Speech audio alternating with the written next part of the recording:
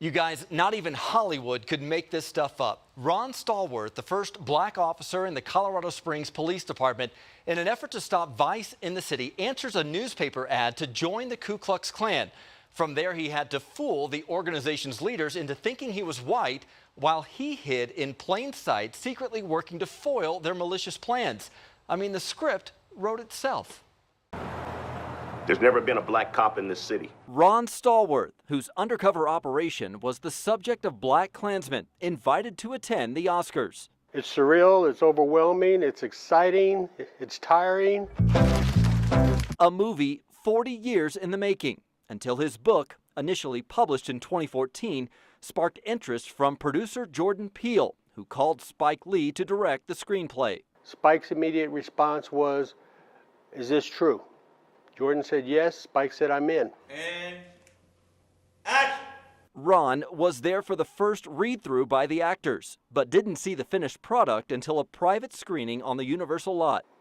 It brought tears to my eyes, and it was very emotional. Ron's actions to tackle racism in the late 70s finally brought to the public light. The Klan was doing the same thing up in the Denver metropolitan area. They were promoting, or they were advertising in the classifieds up in the Denver area.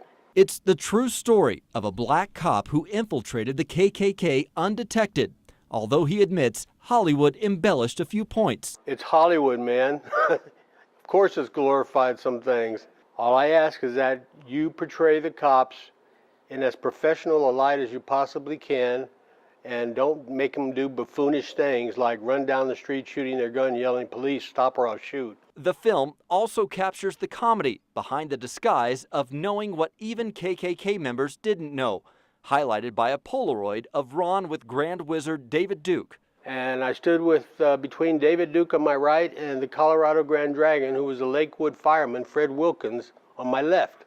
Put my arm on their shoulders. I had the picture.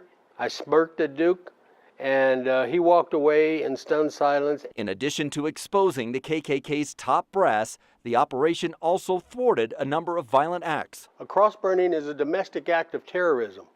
We stopped 3 of them. But he doesn't consider himself a hero. Rather, he gives credit to all police officers who put themselves in harm's way every day. It's an investigation that I'm very proud of, because nobody ever did it. Nobody thought I could pull it off because I was black. I fooled them all. Mr. Stallworth was a police officer for 33 years, and he isn't shy talking about what he calls a renewed surge of racial tension today. He now lives in El Paso, Texas with his wife and tours the country at various speaking events. Brian Sanders, Denver 7.